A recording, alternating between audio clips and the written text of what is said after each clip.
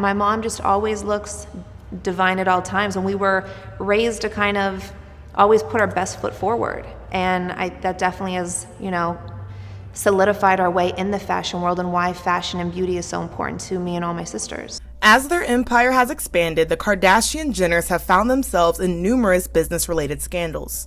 From damaged lip kits and contour sticks to questionable swimwear and skincare, they've shown that a large, loyal platform can insulate even the worst businesses from the repercussions of their practices. Over the years, the Kardashians have pushed a multitude of questionable products into their audiences. What's even more questionable is where the ideas for a lot of these products originated. More than once, the Kardashian-Jenners have been accused of knowingly copying the work of smaller designers. Many of these businesses are Black-owned and have only a fraction of the platform and resources the Kardashians have. The biggest culprits are definitely Kim, Khloe, and Kylie. Coincidentally, Kim and Khloe have recently sparked debate about whether they've abandoned the proximity to Blackness and Black culture that has helped them build their empire. The entire family has aligned themselves to Blackness and Black aesthetics as a way to seem more legitimate and culturally relevant and more desirable to Black men. Kim's relationships with Black men, especially with Kanye West, have given her more social capital, especially in the realms of fashion, pop culture, and entertainment. The Kardashian sisters, namely Kim, Khloe, and Kylie, have altered their bodies both to appeal to Black men and to imitate Black women, or ethnic women at the very least. Since the Kardashians aligning themselves to Blackness affects everything from their features to their fashion, it also influences the products that they sell. Because of their desire to appeal to the masses and follow popular trends, which are often heavily influenced by Black culture, the Kardashians have often passed the work of Black designers off as their own. In June of 2017, designer Destiny Blue accused Khloe Kardashian's brand Good American of copying her designs. The fledgling brand launched the year previously in 2016 and had made $1 million in its first day of sales. This success, of course, was made possible by Khloe's massive influence across multiple different platforms. The allegedly copied designs came from Destiny Blue's line D-Blue Dazzled. Destiny designs bedazzled bodysuits, custom bedazzled sets, and other pieces that have been worn by artists like Lady Gaga and Beyonce. Destiny tweeted that Khloe had ordered one of every item on her site, as well as asked for custom designs only to never wear them and then copy them. This happened back in November of 2016, and by the following summer, an eerily similar design to Destiny's showed up in Good American's latest campaign. Though Good American is known for their size-inclusive denim, the item in question was actually a bedazzled bodysuit. Destiny posted a side-by-side image of her design and Khloe's. Honestly, I feel like I've seen this design before, like on figure skaters and leotards and things like that. But to me, the most damning part of it is that Khloe ordered items from her site, so even if it's a common design, she clearly saw another version, which is obviously Destiny's, before Good American made their version. About the scandal, Good American released a statement saying, "Under no circumstances did Good American or Khloe Kardashian infringe on another brand's intellectual property, and that they're going through the proper legal channels to handle the situation." Destiny Blue is ready to speak up and defend her company because she built it from the ground up. She said in the beginning that she hand makes all of her clothing and she has a small team of only about 5 employees. Blue said that she had lawyered up and was prepared for matters to be settled legally. She sued Good American on behalf of D-Blue Dazzled, seeking $10 million in damages. Khloe's legal team claimed that Khloe had never even heard of D-Blue Dazzled, which was refuted by evidence that her team contacted them multiple times over the course of a few months and purchased items from their site. As further proof, Destiny provided evidence of a custom order that Khloe herself had made from D-Blue Dazzled. Khloe's legal team backtracked and then said that while Khloe herself was aware of D-Blue Dazzled, the designers for Good American weren't. Good American released a statement saying, "Ms. Blue's claim that Good American and Khloe Kardashian copied or stole her designs is flagrantly false and little more than a cheap publicity stunt and an attempt by Ms. Blue to get her 15 minutes of fame. Ms. Blue did not create the concept or design of a bodysuit with crystals, a fashion style that has been around for decades as evidenced by the fact that Cher has been wearing these styles for over 25 years. The Good American design team designed a range of 11 bodysuits and had never even heard of Ms. Blue or seen her designs." The suit was filed in May of 2020 and was closed by the following May. Khloe's side of the story was that she had been gifted the bedazzled bodysuits and her stylist brought them to a fitting without her prior knowledge. Khloe said, "I was flattered but very surprised that Destiny and D-Blue Dazzled would gift me those items since I happily paid full price for all of the other items I purchased from D-Blue Dazzled. Moreover, harkening back to my days running my small boutique Dash with my sisters, I like supporting small shops and independent designers. I'm not sure how being unaware of what brand the bodysuits were excuses the fact that she may or may not have copied them. No matter whose brand it is, if you're copying, you're copying. Khloe also claimed back in 2017 via Instagram that she was outraged at the accusation of theft. By May of 2021, Good American and DBlueDazzled had come to a private agreement and the case had been settled. I would imagine that whatever the settlement was probably wasn't the $10 million that Destiny was seeking, but I hope she was at least compensated a decent amount. Anyhow, it seems that Destiny's brand is thriving. She's designed costumes for Beyoncé's 3 most recent eras, including Renaissance. Destiny posts her work on her personal Instagram page as well as the DBlueDazzled page. Though she's not as active in the posts, it looks like she gives frequent updates via her stories on both accounts. Her designs have been seen on other artists like Doja Cat, Tinashe, Normani, and Kaliuchi. DBlueDazzled also has a website where garments range from athleisure to swimwear to bodysuits. The site also sells accessories like do-rags, gloves, and stockings. Multiple items can be customized to say a certain name or phrase in rhinestones. These items are on the pricier side, but they seem reasonable to me considering that they're made in-house, they're high quality, and a lot of the items are clearly for a special occasion where you'd want to go all out on your outfit. DBlueDazzled also carries a plus-size line of customizable bedazzled items like tank tops, sweatpants, underwear, and stockings.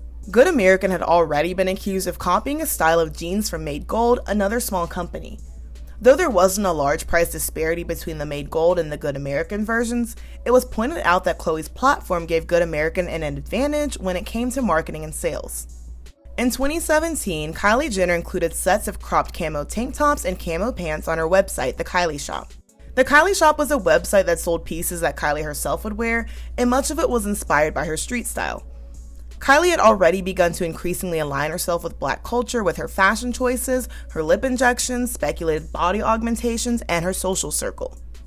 At the time, she was still best friends with Jordyn Woods. She had also been romantically involved with Tyga and was at the time and now currently is linked to Travis Scott.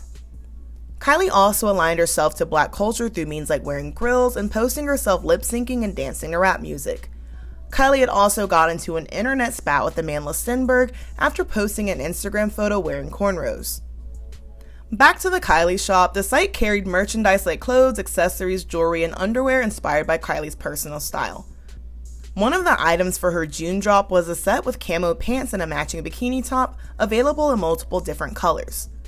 PluggedNYC, which was a Black-owned fashion company, accused Kylie of copying her design and provided proof that Kylie was aware that her brand existed.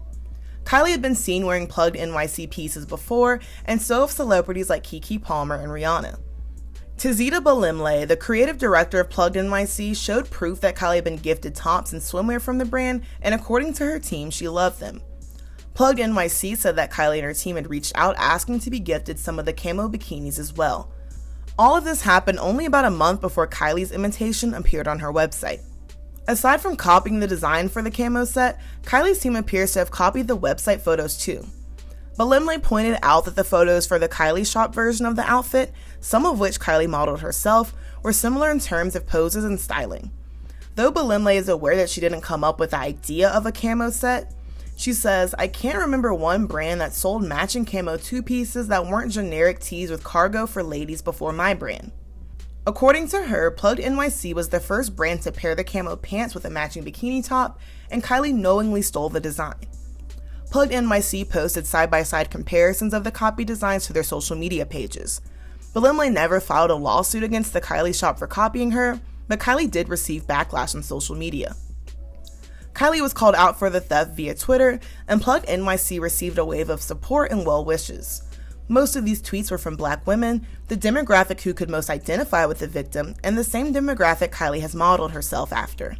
Kylie's version of the set lacked the tailoring and structuring of the original, and looks more similar to something you'd find on a fast fashion website.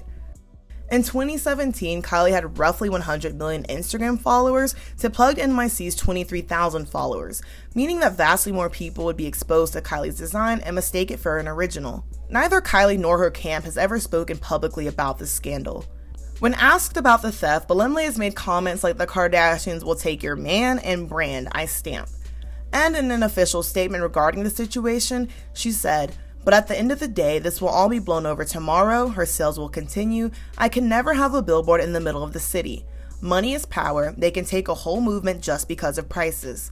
Money rules the world if you haven't noticed. Balemlay has definitely been right about the Kardashians ripping off smaller creators time and again and still living to see another day. PluggedNYC is still an active brand, and they regularly post photos from their collections on the brand's Instagram page. The brand manufactures their garments in-house and has a manufacturing company whose services are also available to small businesses. PluggedNYC also sells their designs on their website. Their clothes definitely have that more trendy going out vibe, similar to brands like Fashion Nova and IMGA. Most of the clothes are priced between $50 and $100. Though this obviously isn't for everyone, I don't think it's a terrible price point for a small business that manufactures their own clothes, and they seem to be way higher quality than you would get from any fast fashion site. Though the brand seems to be doing well, it still appears to be a smaller brand, with their Instagram only having around 32,000 followers currently. Tizita's Instagram is thriving though, and she seems to be as well. She shares behind-the-scenes photos of her design house, as well as influencers and celebrities wearing her designs, which has gone on to include the likes of Ari Lennox and Chloe Bailey. Kylie quickly reoffended that same month, but this time Kendall was involved. The Jenner sisters sparked controversy when they launched a collection of so-called vintage shirts in the summer of 2017. The latest additions to the Kendall and Kylie brand had the faces of musical icons like Ozzy Osbourne, Tupac, and Biggie Smalls. Kylie and Kendall's faces were screen printed over top of theirs. The t-shirts were made to order and sold for $125 each on the Kendall and Kylie website. Though each design sparked controversy and Sharon Osbourne spoke out against the Ozzy shirt, it seemed the Tupac and Biggie shirts were the biggest offense. Most of the Twitter backlash focused on the Tupac and Biggie shirts. A journalist said the shirts were as literal as you can get when stealing another culture. Biggie's mother, Valletta Smalls, spoke out against the shirts as well. She reposted them on her social media account and stated that the shirts had no affiliation to the notorious B.I.G. or his estate. She called them disgusting and exploitation at its worst, and said that neither the Jenners nor their team reached out for permission to use the image. A lawyer for Biggie's estate sent Kendall and Kylie a cease and desist letter to urge them to stop selling the shirts with his likeness, or a lawsuit would be filed. Kendall and Kylie pulled the designs, and in a statement posted to social media, they stated that they weren't well thought out. It seems more like they weren't thought out at all. Or perhaps the girls realized they would sell at least some of the shirts before the scandal hit because of their large platforms, and that the backlash would eventually blow over. Phil Palin, a celebrity brand strategist, said, "These actions show immaturity and a lack of self-awareness. As role models for a younger generation, Kendall and Kylie need to realize that they've inherited a duty to understand America's tense political environment and be more conscious of their brand's messaging." Though they didn't exactly copy another artist's work in this instance, Kendall and Kylie putting their faces on shirts with Biggie, Tupac, and Ozzy showed that they in some way thought themselves equals and desired to capitalize off these artists' years of hard work. When it comes to Biggie and Tupac, there's also the added element of using their likenesses to appeal to the Black community, in which both Biggie and Tupac hold saint-like status. It was also an especially tone-deaf move to make in the late 2010s, during a time where conversations regarding privilege and cultural appropriation ran rampant. To make things worse, this was after Kendall Jenner's disastrous Pepsi commercial. The tone-deaf t-shirts resulted in Kendall and Kylie being sued. Michael Miller, a photographer, sued Kendall and Kylie for using an image of Tupac without his permission. They settled out of court in the spring of 2018, though the exact terms of the settlement were kept private. Al Pereira, another photographer, sued Kendall for using one of his photos of Tupac and Biggie. Kendall sought $22,000 in damages because she and her team considered the lawsuit to be frivolous. Only one of the t-shirts had sold, yet Pereira was suing Kendall for $25,000.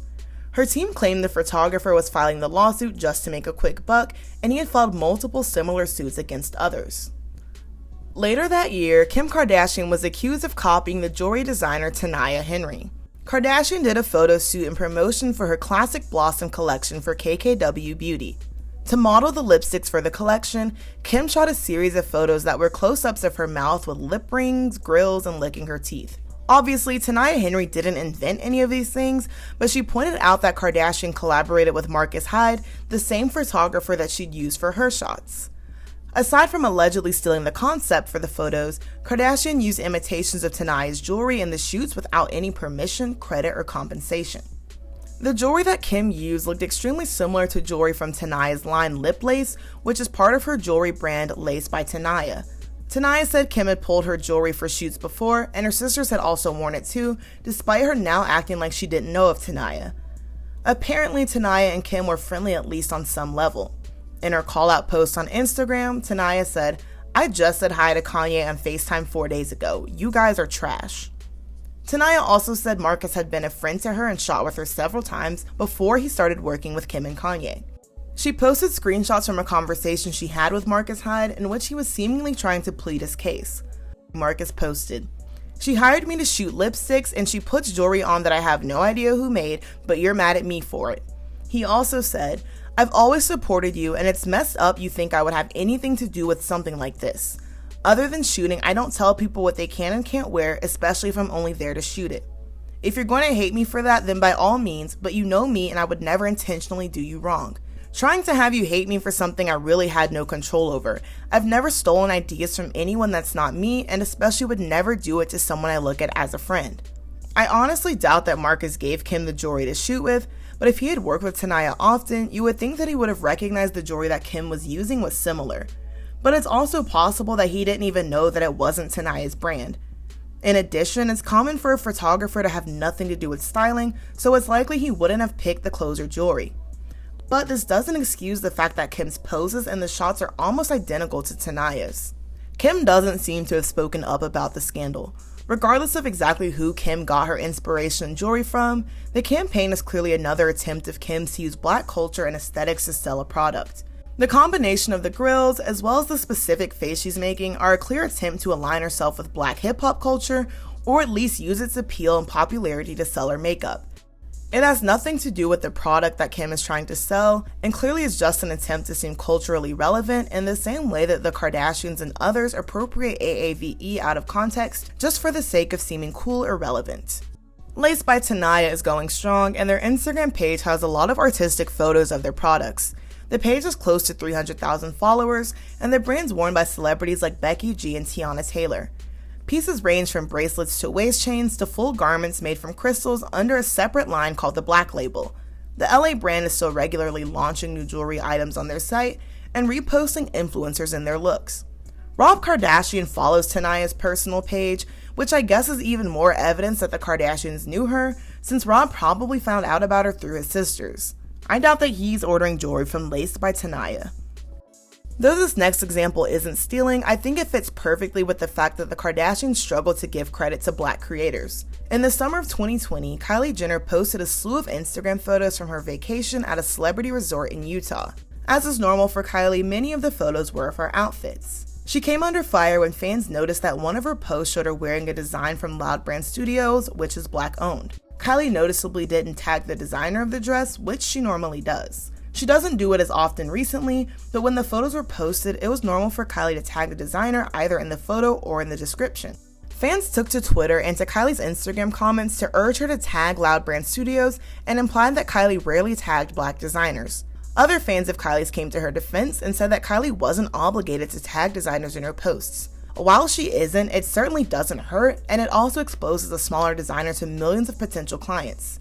It would take Kylie or whoever writes her post 2 seconds to tag the designer. And clearly they have that kind of time because she's often tagged other bigger designers.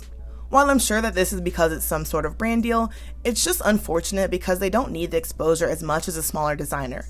Whenever Kylie wears a major designer, it's pretty easy for anyone with basic fashion knowledge to tell who she's wearing, especially since she often wears outfits off of the runway with little alteration to the original design. Amidst the backlash, Kylie's Instagram comments were limited, which made people believe she did this in order to stop the hate comments. Fans were then confined to Twitter to call Kylie out, saying that she was both silencing her fans and still refusing to tag the brand. By the following afternoon, Kylie tweeted saying that the accusations were false and she was in no way refusing to support Loud Brand Studios and that she would never refuse to show support to a designer. She then tagged the brand. Kylie also tweeted her agreement on how important it is to support Black businesses. Loud Brand Studios retweeted Kylie's post, thanking her for the outpouring of support that had come their way. They said being shown on Kylie's platform had changed things for their business. Though I'm not sure why Kylie didn't tag them initially, I'm glad she did end up tagging the brand and that they ended up benefiting from Kylie showing them off on her platform. Loud Brand Studios shares their pieces on their Instagram page, and I really love their earthy palette of the designs, as well as how a lot of them are draped but they're still form-fitting. The prints are abstract and unique, and the tops and dresses seem flattering on a wide range of body types. I also like that the brand uses a wide array of black models on their site. In the summer of 2022, Kim Kardashian was accused of copying Lori Harvey. Kim launched Skin by Kim, her new skincare line, not to be confused with Lori's line, Skin by LH. Lori launched Skin by LH back in fall of 2021. Months later, Kim came out with her line, which spelled skin nearly the exact same way and had packaging nearly identical to Lori's line. Though Kim's line is in her signature nude shades, the color is just about the only difference in the packaging. Not only was Kim's skin line similar in look and name to Lori Harvey's, the spelling that Kim used for skin was the name of an already existing skincare studio in Brooklyn named Skin Plus. Skin Plus filed to trademark the name just days before Kardashian trademarked Skin. Ironically, Kim said that with her brand, she was trying to do something different. Predictably, Kim was called out on Twitter and accused of copying Lori's brand and attempting to ruin a black business. Since Kim's brand was released so soon after Lori's, it is technically possible that her team had decided the name for Skin prior to Lori's launch. Still, her track record leaves doubt, and Skin Plus existed well before Lori Harvey and Kim Kardashian launched both of their lines. Skin Plus started in 2018, and to avoid market confusion, they attempted to block Kardashian's ability to trademark Skin. Kim's team claims that Skin Plus's trademark attempt was rejected, and Kim had filed first anyway, so there was no trademark infringement. For her part, Lori hasn't spoken up about the similarities between her line and Kim's, and it appears she's not taking any legal action against Kardashian or her brand.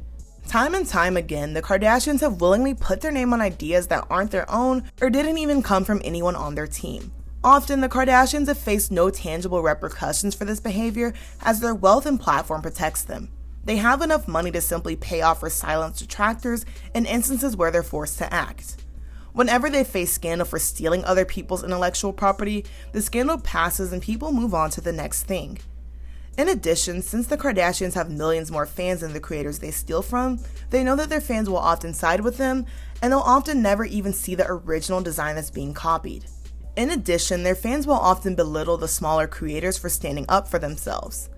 A lot of their fans apologize for and enable the Kardashians' behavior, often either stating that that's just how business goes, or claiming that the Kardashians were unaware that the concept had been stolen.